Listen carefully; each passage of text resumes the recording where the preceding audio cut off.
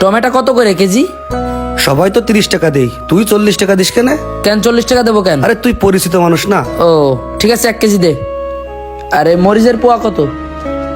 মরিচের পোয়াও 30 টাকা, তুই 40 টাকা দিস কেন? ওটার দামও বেশি নিবি নাকি? আরে তুই বেশি দিবি, সেটা কিরা বেশি দেবে? তুই পরিচিত মানুষ না। ও ঠিক আছে, দে মরিচও 1 কেজি দে। আলু কত করে কেজি? আলু 40 টাকা কেজি। আরো বেশি না, আমি তো পরিচিত মানুষ, চালিয়ে তো পাচ্ছি। হ্যাঁ তুই ছাড়া কিরা দেবে? তুই পরিচিত মানুষ না। এই আর কিছু নিবি না? আরো কিছু লাগতো তো এখন। আলু নিবি না? দেখ কি সুন্দর আলু। হ্যাঁ আলু 1 কেজি দে। আরে উস্তেরাও নে, উস্তেরা টাটকা আলু দে, উস্তেতে রান্না করলি হেভি লাগবে না। না এখন নেবো না, টাকা শর্ট কাছে। বাকি দিবি? বাকি হলে নিশ্চয়ই, কয়টা টাকা বাকি রাখিস? হর পাগল, এই বাজারে কেউ বাকি দেই? ব্যবসার যে অবস্থা।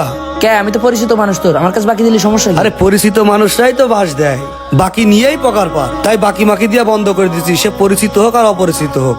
দে, বাকি আর তো দেয়া লাগবে না। রিফাত কি কি নিবা দেখো। সবজি তো ভালোই টাটকা টাটকা আছে। তো হাসান ভাই টমেটো কত করে? কেজি 30 টাকা দিও। কি 30 টাকা?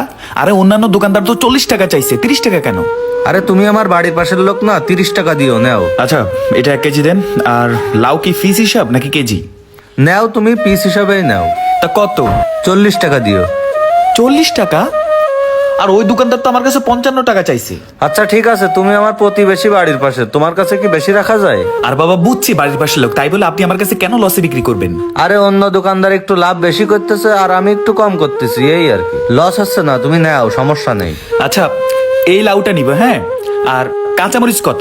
কাঁচামরিচ নাও, তুমি 20 টাকা দিও যাও। আচ্ছা এইটা অন্তত কম রাখার দরকার নাই, আপনি এটার দাম বেশি ধরেন। আরে ভাইয়া তুমি নাও, সমস্যা নেই। আচ্ছা ঠিক আছে, তাহলে 1 কেজি টমেটো দেন।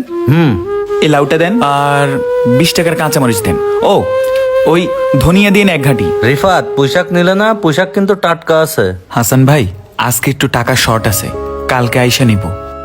আরে পাগল, এত চিন্তা করো কেন? এখন টাকা নিয়ে তোমার ভাবা লাগবে না, টাকা তুমি পরে দিও আমারে। হাসান ভাই আপনি তো দেখি মানবতার তরকারি ভালো হয়ে গেছেন। আর এখনকার যুগে কেউ কাউরে বাকি দেয়? আরে ভাই, সেদিন তো আমিও বিপদে পড়িলাম। অনেক জায়গায় টাকা পয়সার জন্য গেছি, কোথাও পাইনি। টাকার জন্য পুরো একদিন আমার বেচা কিনা অফ ছিল। অবশেষে তুমিই তো আমারে 2000 টাকা ধার দিয়ে উপকার করেছো। কি যে বলেন না ভাই। আচ্ছা ঠিক আছে আপনি দেন, তাহলে আমি কালকেই টাকা দিয়ে দিব। ধনিয়াটা দেওয়া হয়নি। কিরে তুই কি বাজার করেছিস?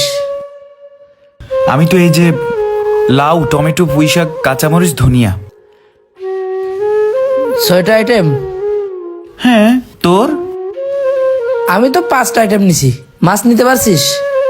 না মাছ আজকে নেই। বাজার ঘাটের যে দাম, মাছ কি করে নেবো?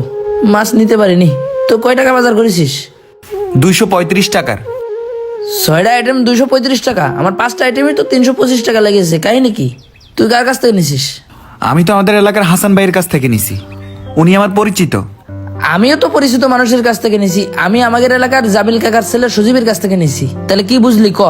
পরিচিত লোকের কাছ থেকে বাজার করা যাবে না। বাজারে যাওয়ার সময় আমি তোরে বলছিলাম যে পরিচিত লোকের কাছ থেকে বাজার করব না। তুই বললি না আমি পরিচিত লোকের কাছ থেকে বাজার করব, তুইও কর। আমি গেছি, আর কি ঘটেছে সেটা তো দেখলি। আমি 225 টাকা দেখে নিছি 5টা আইটেম, তোর 235 টাকায় লেগেছে 6টা আইটেম। কিন্তু আমার থেকে এত কম রাখছে। ও সে তো আমার পরিচিত, আমি তো এখন সবার কাছে গিয়ে বলবো যে পরিচিত লোকের থেকে বাজার করা ভালো।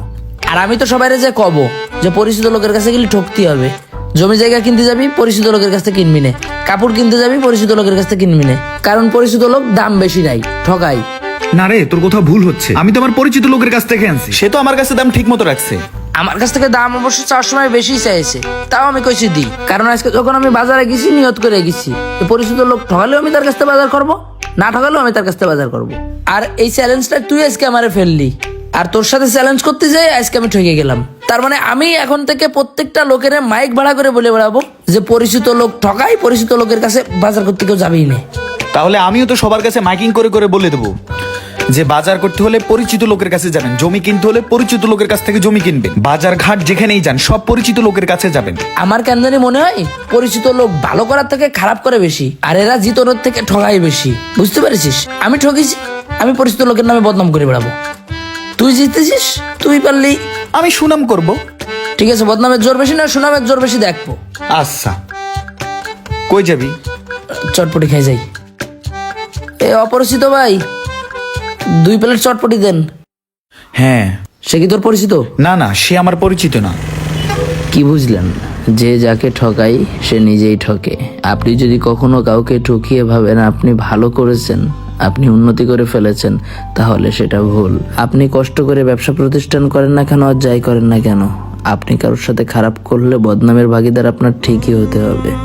বা আপনি যদি কারোর সাথে ভালো করেন তাহলে আপনার ছোট্ট ব্যবসাটাও একদিন অনেক বড় হবে।